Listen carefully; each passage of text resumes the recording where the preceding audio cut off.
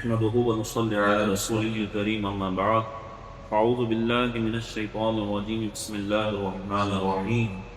إن الله وملائكته يصلون على النبي يا أيها الذين آمنوا صلوا عليه وسلموا تسليما اللهم صل على سيدنا ومولانا محمد وعلى آل سيدنا محمد كما تحب وصلى بأن تصلي عليه صلاة وسلام عليك يا رسول اللہ صلی اللہ تعالی علیہ وسلم۔ کل ہم نے یہ سماعت کیا تھا کہ کس طرح سے جو ہے حضرت امیر معاویہ رضی اللہ تعالیٰ عنہ کا انتقال ہوا، وصال ہوا، اس کے بعد میں پھر یزید پلید تخت نشین ہوا، اور پھر اس نے امام علی مقام حضرت امام حسین رضی اللہ تعالیٰ عنہ کی بیعت کے لیے اپنے لشکریوں کو بھیجا۔ عبداللہ بن زبیر، عبداللہ بن عمر اور دیگر صحابہ کرام سے بھی اس نے مطالبہ کیا کہ وہ سب سے پہلے جو ہے یزید کی بیعت کرے، لیکن ان لوگوں نے یزید کی بیعت نہ کی اور اس کی خلافت کو مسترد کیا اور اسے دھتکار دیا۔ بہت سے لوگ یہاں پر یہ بلیم کرتے ہیں، الزام لگاتے ہیں حضرت امیر معاویہ پر کہ امیر معاویہ رضی اللہ تعالیٰ عنہ نے اپنی زندگی میں، اپنی حیات ہی میں جو ہے یزید پلید کو جو ہے ولی عہد مقرر کر دیا، تو کیا امیر معاویہ نہیں جانتے تھے کہ ان کا بیٹا اس طرح کے الزامات اور اس طرح کے جرائم میں مبتلا ہے؟ یہ بہت سے لوگ جو ہے بلیم اور الزام لگاتے ہیں حضرت امیر معاویہ رضی اللہ تعالیٰ عنہ پر۔ یزید پلید جو تھا یقیناً وہ زانی، وہ بدکار اور شرابی کبابی تھا، جواری تھا، لیکن ظاہر سے بات ہے کسی کا بھی بیٹا ہو وہ اپنے باپ کے سامنے شراب، بدکاری اور دیگر حرام کام کرنے سے تو دور کی بات ہے، اپنے باپ کے سامنے کوئی کھرا، گٹکا اور بیڑی بھی نہیں پیتا، کیونکہ باپ کا ایک الگ ادب و احترام رہتا ہے۔ اس لیے کوئی بھی چاہے کتنا بھی نالائق بیٹا کیوں نہ ہو، لیکن اپنے باپ کے سامنے کبھی سگریٹ، یہ شراب وغیرہ تو دور کی بات ہے، سگریٹ وغیرہ بھی اپنے باپ کے سامنے نہیں پیتا۔ تو بہت سی چیزیں والدین سے چھپی ہوئی رہتی ہیں اور والدین پر یہ بات عیا نہیں ہوتی ہے کہ ان کا بیٹا کہاں جا رہا ہے، کس چیز میں ملوث ہے، کس نشے کا عادی ہو چکا ہے۔ اسی طرح کا معاملہ حضرت امیر معاویہ رضی اللہ تعالیٰ عنہ کا بھی تھا، کیونکہ آپ نے خلافت سنبھالی، آپ جو ہے بادشاہت کی مسند پر بیٹھے۔ اب یزید جو تھا کھلا یہ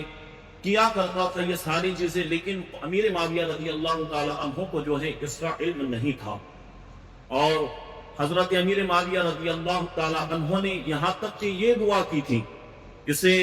تاریخ الخلفاء علامہ جلال الدین سیوطی علیہ الرحمہ نے اپنی کتاب تاریخ کی کتاب میں لکھا ہے کہ عطیہ بن قیس کہتے ہیں کہ ایک روز خطبے میں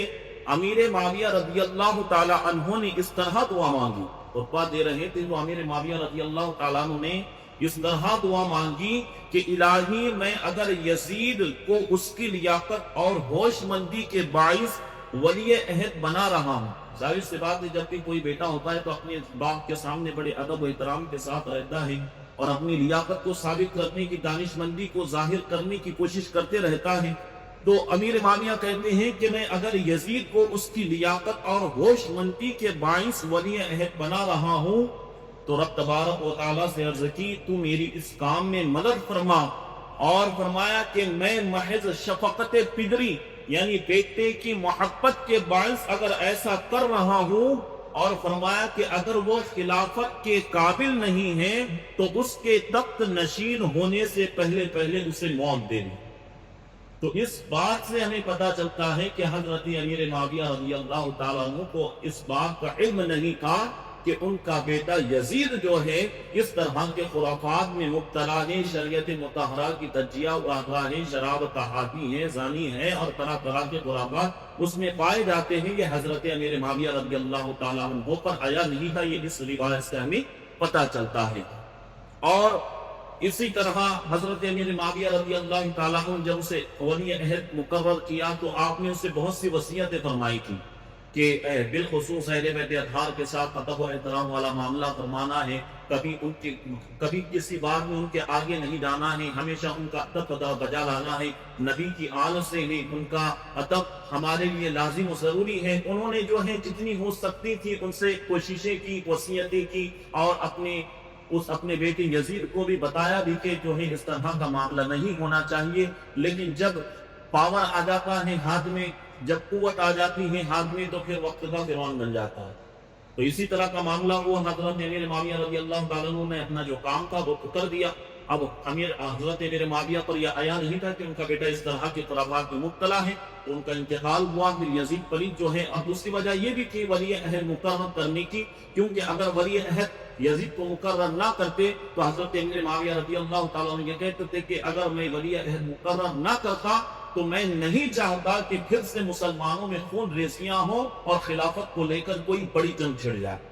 اس لیے ولی عہد مقرر کرنے سے تمام لوگ اس بات پر متفق ہو جائیں گے، یہ خیال کیا۔ اسی وجہ سے پھر اسے ولی عہد مقرر کرنے کی ایک وجہ یہ بھی تھی تاکہ مسلمانوں کے درمیان جنگ و جدال نہ ہو اور مسلمانوں کے درمیان خون ریزیاں پھر سے شروع نہ ہو جائیں۔ تو یہ ایک حضرت امیر معاویہ رضی اللہ تعالیٰ عنہ پر شیعوں کی طرف سے، رافضیوں کی طرف سے اور اس طرح کے لوگوں کی طرف سے جو ہے جو حضرت امیر معاویہ رضی اللہ تعالیٰ عنہ کی شان میں لعن کرتے ہیں، یہ بلیم تھا، یہ الزام دیتے تھے کہ اس طرح کا۔ جب انہیں معلوم تھا سب کچھ تو پھر انہوں نے ولی عہد کیوں مقرر کیا، وہ ہمیں اس بات سے پتہ چل گیا کہ حضرت امیر معاویہ رضی اللہ تعالیٰ عنہ اس بات سے بری تھے۔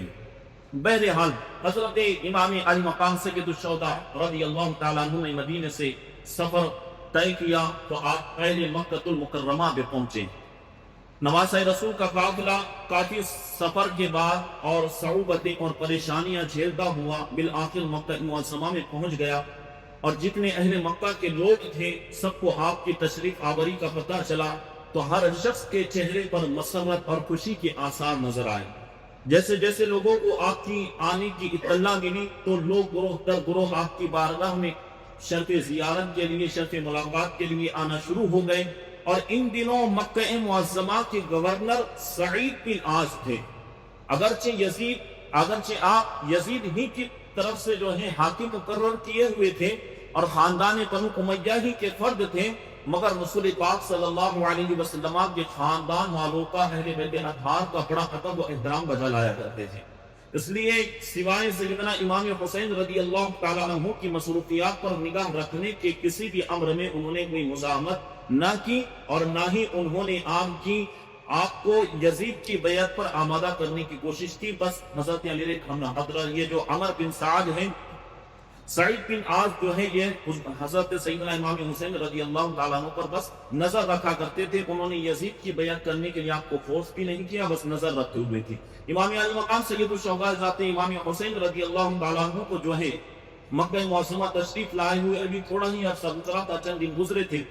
جو ہر طرف شہرہ پھیل گیا کہ امام علی مقام رضی اللہ تعالیٰ عنہ نے، نواسۂ رسول نے مدینہ منورہ کو چھوڑ دیا ہے اور مکہ معظمہ میں اب رہائش پذیر ہو چکے ہیں۔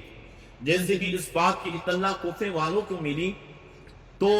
کوفے والوں بھی چنانچہ روسائے کوفہ نے، وہاں کے جو بڑے بڑے امیر تھے کوفہ کے لوگوں میں سے، ان لوگوں نے ایک میٹنگ بلائی، اور اس میٹنگ میں جو ہے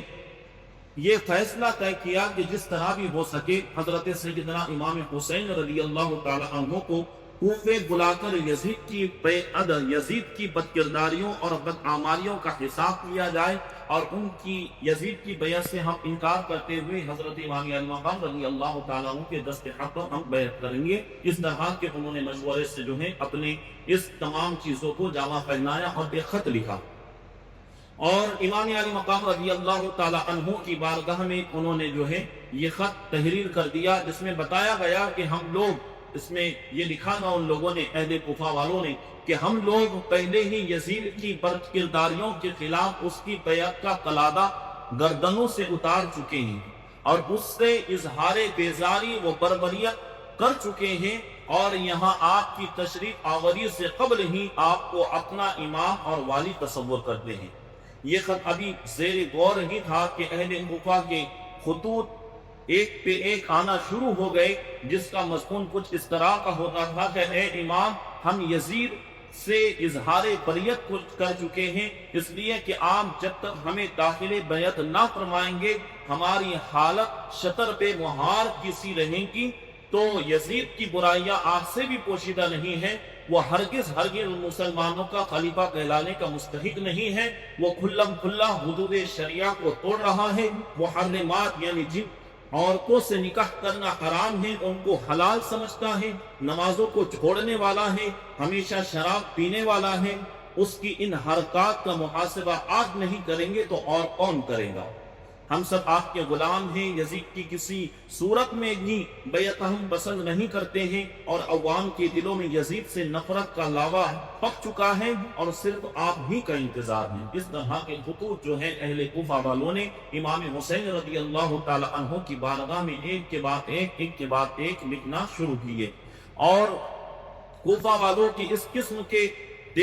تقریباً 150 سے 200 خطوط امام علی مقام رضی اللہ تعالی عنہ کے پاس جمع ہو گئے۔ تو امام علی مقام رضی اللہ تعالی عنہ نے اپنے احباب سے، اپنے دوستوں سے مشورہ کیا تو طے پایا کہ سب سے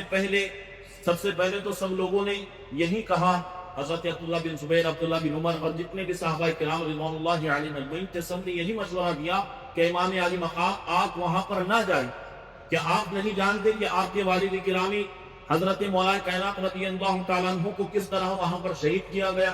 حضرت امام حسن مجتبی رضی اللہ تعالیٰ عنہ کو کس طرح زہر دیا گیا؟ آپ کوفہ والوں کی جو بے وفائی ہے اس سے ہر طرح سے واقف ہیں، کیونکہ کوفی لا یوفی، کوفہ والے کبھی وفا نہیں کرتے ہیں، بس اس طرح کی خطوط لکھ کر آپ کو پریشان کریں گے اور پھر بعد میں دھوکہ دے دیں۔ صحابہ کرام نے حضرت امام علی مقام رضی اللہ تعالیٰ عنہ کو مشورہ بھی دیا، لیکن حضرت امام علی مقام رضی اللہ تعالیٰ عنہ کی نگاہ کچھ اور ہی دیکھ رہی تھی، اس لیے ان تمام مشوروں کو آپ نہ مانیں، اور یہ طے پایا۔ پھر صحابہ کرام نے کہا کہ چلو اچھا ٹھیک ہے، اگر آپ کو جانا ہی ہے تو پہلے کسی اور کو بھیجائیں اور کسی اور کو بھیجا کر وہاں کے حالات معلوم کرائیں کہ وہاں کے کیا حالات ہیں، لوگوں کے کیا احوال ہیں، کیا حقیقت میں یہ لوگ آپ کی بار وعدہ نبھانے کے لیے تیار ہیں۔ تو پھر میٹنگ میں یہ طے پایا کہ سب سے پہلے کوئی اور شخص جائے گا، تو پھر سب نے جو ہے حضرت مسلم بن عقیل رضی اللہ تعالی عنہ کو نامزد کیا۔ پھر حضرت مسلم بن عقیل رضی اللہ تعالی عنہ جو ہے وہاں سے کوفہ تشریف لے گئے، اور آپ کے ساتھ اپنے بچے بھی، 2 آپ کے صاحبزادے آپ کے ساتھ وہاں پر تشریف لے گئے۔ جناب مسلم عقیل رضی اللہ تعالی عنہ نے جیسے ہی اپنا نام زد ہوتے ہوئے دیکھا تو بخوشی انہوں نے اس بات کو قبول کر لیا اور اپنا رفد سفر باندھ دیا، اور اپنی بیٹی کو جو ہے الوداع کہا اور امام علی مقام رضی اللہ تعالیٰ عنہ کے سپرد کر دیا، اور اپنے دونوں بچے ابراہیم اور محمد کو ساتھ لے کر کوفے کی طرف روانہ ہو گئے۔ سفر اگرچہ بہت نہایت دشوار گزار تھا، بہت مشکل تھا، مگر امام علی مقام رضی اللہ تعالیٰ عنہ کے حکم کی تعمیل کرنا تھا، تو حضرت مسلم رضی اللہ تعالیٰ عنہ کے لیے بڑی خوش بختی کی بات تھی کہ اس قدر وہ اس کام میں مشغول تھے اور سرشار تھے کہ تمام تر صعوبتوں اور پریشانیوں کو جو یوں ہی برداشت کرتے ہوئے اپنے ساحل زادگان کے ساتھ کوفہ میں پہنچ گئے۔ کوفہ والوں نے آپ کا بہت اچھے سے استقبال کیا، آپ کو رئیس کوفہ اور مختار سختی کے مکان پر ٹھہرایا گیا۔ کوفہ میں آپ کی آمد کی خبر جنگل کی آگ کی طرح پھیل گئی، اور کوفہ کے مرد و زن، عورتیں مرد والہانہ طور پر جو ہے آپ کی زیارت کو آنا شروع ہو گئے، اور لوگوں کے استفسار پر آپ نے فرمایا کہ شہزادہ رسول سیدنا امام حسین رضی اللہ تعالی عنہ بھی جلد ہی تشریف لانے والے ہیں، لہذا انہوں نے مجھے اپنا نائب بنا کر یہاں پر بھیجا ہے تاکہ یہاں کے تمام حالات و قوائم سے آگاہی حاصل کرنے کے بعد اپنی طرف سے عریضہ لکھوں، جس کی روشنی میں آپ فیصلہ فرمائیں گے کہ یہاں پر آنا ہے یا نہ آنا ہے۔ تو ابو سعید کوفہ نے اسی وقت شہر بھر میں اعلان عام کرا دیا کہ جگر پوش قتول شہزادہ رسول امام علی مقام رضی اللہ تعالی عنہ کے فرستادہ بھیجے ہوئے حضرت امام مسلم رضی اللہ تعالی عنہ آپ کے نائب کی حیثیت سے یہاں پر تشریف لا چکے ہیں، اس لیے تمام لوگ آپ کی بیعت کے لیے حاضر ہو جائیں اور ان کے ہاتھوں پر بیعت کر کے امام حسین سے بیعت کر لے۔ چنانچہ چند لمحات کے بعد ہی لوگ ایک زبردست ہجوم کی صورت میں مختار سختی کے گھر آنا شروع ہو گئے، اور پہلے ہی روز لوگوں نے جناب امام حسین رضی اللہ تعالی عنہ کے لیے حضرت امام مسلم بن عقیل رضی اللہ تعالی عنہ کے ہاتھ پر تقریباً 12,000، اور پھر دوسرے دن ان کی تعداد 40,000 تک پہنچ گئی۔ یہ اہل کوفہ والوں نے پہلے ہی دن جو ہے 12,000 اور دوسرے دن تک 40,000 لوگوں نے تقریباً امام حسین رضی اللہ تعالیٰ عنہ کی بیعت کر چکے تھے۔ ابھی یہ سلسلہ جاری تھا کہ حضرت امام مسلم رضی اللہ تعالیٰ عنہ نے اہل کوفہ کی اس محبت و الفت کو دیکھا، مشاہدہ کیا، انہوں نے کہا کہ یہاں پر تو سب کچھ ٹھیک ٹھاک ہے۔ اہل کوفہ کے لوگ بھی بڑے مسرت بھری نگاہوں سے دیکھ رہے ہیں، اور اس بار لگ رہا ہے کہ یہ اپنے وعدے کو وفا کریں گے، بے وفائی نہیں کریں گے، اور ہر طرف سے لوگ آپ کی واہوائی کر رہے ہیں اور آپ کے لیے جو ہے اپنے سر کو تسلیم خم کر رہے ہیں۔ تو پھر انہوں نے سوچا کہ یہاں کے سب حالات ٹھیک ہیں، کیوں نہ اب میں امام حسین رضی اللہ تعالیٰ عنہ کو ایک خط لکھوں جس میں انہیں یقین دلاؤں کہ یہاں پر تمام تر حالات بالکل ٹھیک ہیں، اور یقیناً اہل کوفہ کے لوگ آپ سے محبت کرتے ہیں اور آپ کی بیعت کے لیے وہ راضی ہیں، وہ کچھ بھی کرنے کے لیے آپ کی راہ میں گردنیں کٹانے کے لیے تیار ہیں۔ تو اس طرح کا خط امام حسین رضی اللہ تعالیٰ عنہ کی طرف آپ نے روانہ کر دیا، اور پھر جیسے ہی امام حسین رضی اللہ تعالی عنہ تک ابھی خط نہیں پہنچا تھا تو کوفہ میں رہنے والوں میں سے کچھ لوگ یزید کے لیے جاسوسی کے فرائض انجام دیتے تھے۔ ہوتے ہیں ایسے کچھ لوگ کہ جو جاسوسی کا کام کرتے ہیں، ظاہری طور پر تو اپنے لگتے ہیں لیکن وہ اپنے والے لوگوں میں چھپ کر غیروں کا کام اور منافقت کا کام انجام دیا کرتے ہیں۔ تو ان لوگوں میں بھی ایسے ہی تھے، ان میں کچھ ایسے تھے جو یزید کے نمک خوار تھے اور یزید کی غلامی کرنے والے تھے۔ تو انہوں نے جو ہے کوفہ کے گورنر اس وقت جو تھے نعمان بن بشیر، جن کا نام تھا نعمان بن بشیر رضی اللہ تعالی عنہ، سے کہا کیا آپ نہیں دیکھ رہے ہیں کہ یہاں پر یزید کی بادشاہت کے خلاف لوگ امام مسلم رضی اللہ تعالی عنہ کے ہاتھوں پر بیعت کر رہے ہیں اور یزید کے خلاف الگ بغاوت بلند کر رہے ہیں؟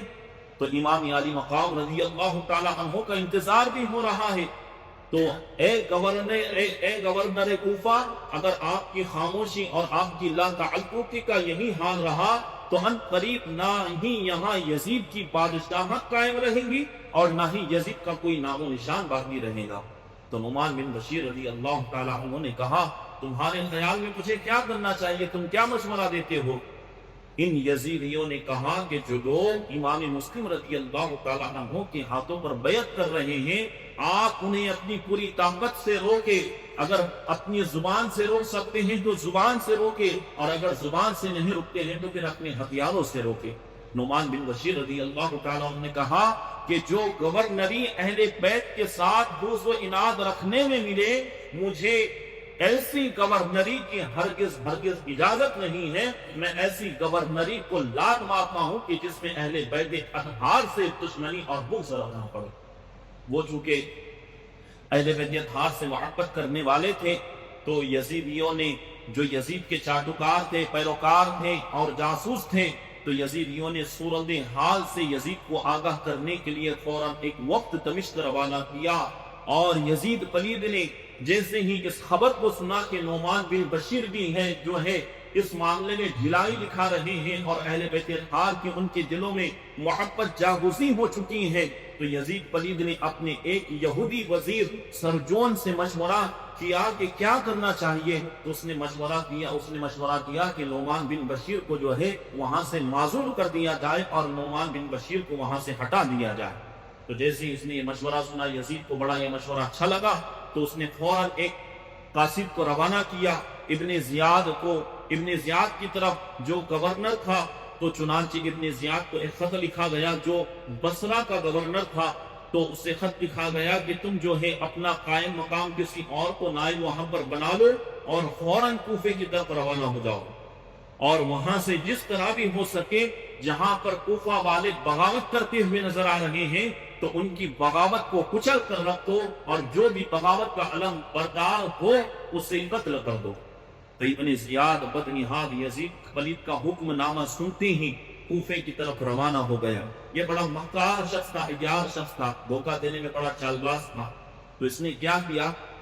اب تمام لوگوں کو یہ پتہ چل گیا تھا کہ امام مسلم رضی اللہ تعالیٰ عنہ نے سید الشہداء حضرت امام حسین رضی اللہ تعالیٰ عنہ کو خط لکھ چکے ہیں، بس امام عالی مقام تشریف لانے ہی والے ہوں گے۔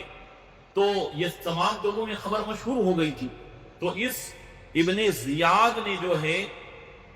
حجازی لباس، یعنی جس طرح عرب والے لباس پہنتے تھے اس طرح کا لباس پہنا، اور رات کے وقت کوفہ میں اس راستے سے داخل ہوا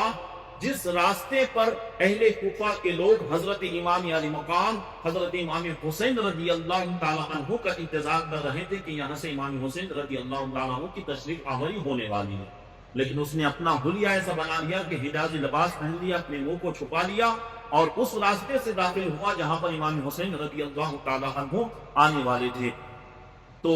جیسے ہی یہ آیا اندر تو لوگ بڑے خوش ہو گئے کہ امام علی مقام تشریف لا چکے ہیں، امام حسین نواسہ رسول تشریف لا چکے ہیں۔ آپ کی آمد کے ڈنکے بجنے لگے، آپ کی آمد پر جو ہے نعرے بلند ہونے لگے۔ تو جیسے ہی اس نے یہ سنا، نعرے سے گونج اٹھی آواز، تو پھر یہ خبیث سیدھا دارو کی عمارت میں گیا، اپنا چہرہ بھی نہیں دکھایا، سیدھا گورنر ہاؤس میں پہنچا، اور نعمان بن بشیر جو اس وقت جو ہے گورنر تھے وہاں کے، تو نعمان بن بشیر کو جو ہے یزید کا حکم نامہ دکھایا اور کہا کہ تمہیں یہاں سے معزول کر دیا جاتا ہے، تمہاری حکمرانی ختم کر دی جاتی ہے، اور خود کو کوفے کی گورنری کا عہدہ سنبھال لیا۔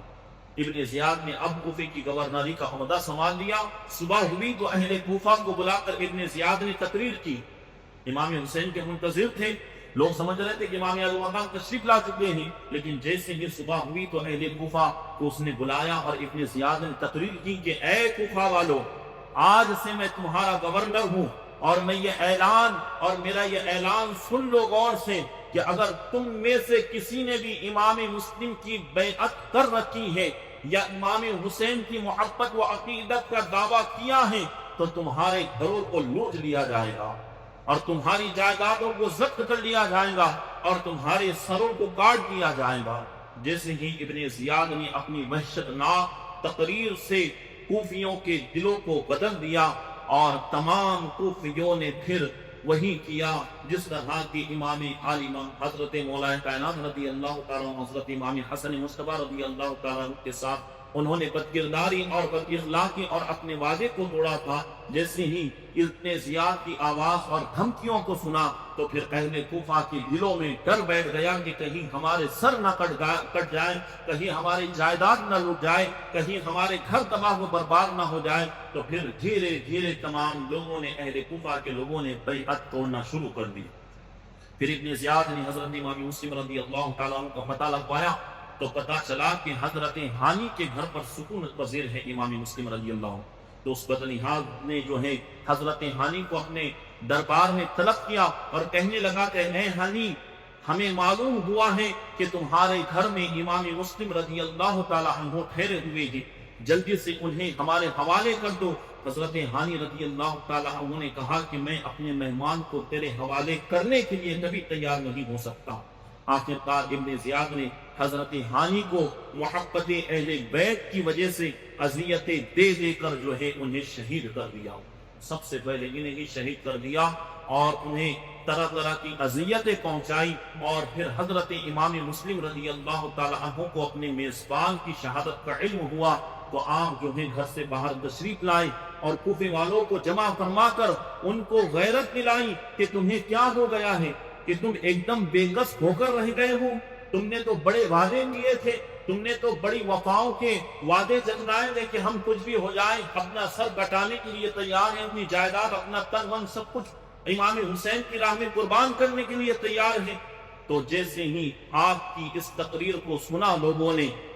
تو پھر کچھ کوفی آپ کے ساتھ ہو گئے اور پھر آپ کا ساتھ دینے لگی۔ لیکن ابن زیاد نے پھر امام مسلم رضی اللہ تعالیٰ عنہ کا جو لوگ ساتھ دے رہے تھے تو ان لوگوں کو پھر سے ڈرایا دھمکایا، جس کی وجہ سے شام تک تمام کوفی ساتھ چھوڑ گئے اور آپ کے ساتھ آپ کے دو شہزادے کے سوا کوئی باقی نہ رہا۔ پہلے تو 40,000 تک تقریباً لوگوں کی تعداد پہنچ گئی تھی جو امام حسین کی بیعت کو چکے تھے، لیکن جیسے ہی ابن زیاد کی دھمکیوں کو سنا تو پھر تمام لوگوں نے دھیرے دھیرے کر کے جو ہے تمام لوگوں نے بیعت توڑ دی. پھر اب امام مسلم رضی اللہ تعالی عنہ بے سر و ساما ہو گئے. نہ ہی آپ کو اپنے کوئی گھر میں جگہ دے رہا ہے کہ اپنے گھر میں وہاں پر سکونت پذیر ہو، نہ ہی کوئی کھانے پینے کے لیے دے رہا ہے، نہ ہی کوئی آپ کو سہارا دینے کے لیے تیار ہے. پھر آپ نے دونوں شہزادوں کو کوفہ کے قاضی القضات شریح جن کا نام ہے ان کے حوالے کیا اور فرمایا میری جان کی خیر ہے،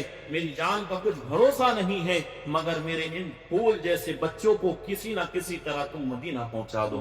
پھر آپ وہاں سے چل دیے اور چلتے چلتے رات ہو گئی. تو ہر کوفی لا یوفی یعنی کوفہ والے کبھی وفا نہیں کرتے. اپنا دروازہ بند کر کے محو خواب ہو چکی تھے. کسی کو پھر کوئی خبر نہ تھی کہ امام مسلم کہاں ہے، جس کے ہم نے ایک دن پہلے بیعت کی تھی، ان پر سب کچھ اپنا قربان کرنے کے لیے تیار تھے. اب سب کچھ وہ وعدے اپنے بھول گئے اور اپنے وعدوں کو توڑ کر آرام کی نیند سو گئے. امام مسلم رضی اللہ تعالیٰ عنہ اسی طرح کے لوگوں کے پاس گئے اور پھر لوگوں کو سمجھانا چاہا، لیکن لوگوں کے دلوں میں اس قدر ڈر بیٹھ چکا تھا ابن زیاد کا، یزید کا، کہ کہیں ہمارے بچے نہ کچل دیے جائیں، کہیں ہماری جائیدادوں پر قبضہ نہ کیا جائے. تو اس طرح سے جو کوفہ والے لوگ تھے اسی طرح سے امام مسلم رضی اللہ تعالیٰ عنہ کا ساتھ چھوڑ دیا. اس کے آگے انشاءاللہ تبارک و تعالیٰ عمل بیان کیا جائے گا. اللہ رب العزت کی بارگاہ میں دعا ہے کہ ہم سب کو متشررین کے شر سے محفوظ عطا فرمائے اور ہم سب کو امام حسین رضی اللہ تعالیٰ عنہ سے سچی و پکی عقیدت و محبت نصیب عطا فرمائے اور ہم سب کو حسینی کردار اپنانے کی توفیق خیر نصیب عطا فرمائے اور یزیدی کردار سے ہم سب کو بچانے کی توفیق خیر نصیب عطا فرمائے. سبحان ربک رب العزت عما یصفون وسلام علی المرسلین والحمد للہ رب العالمین.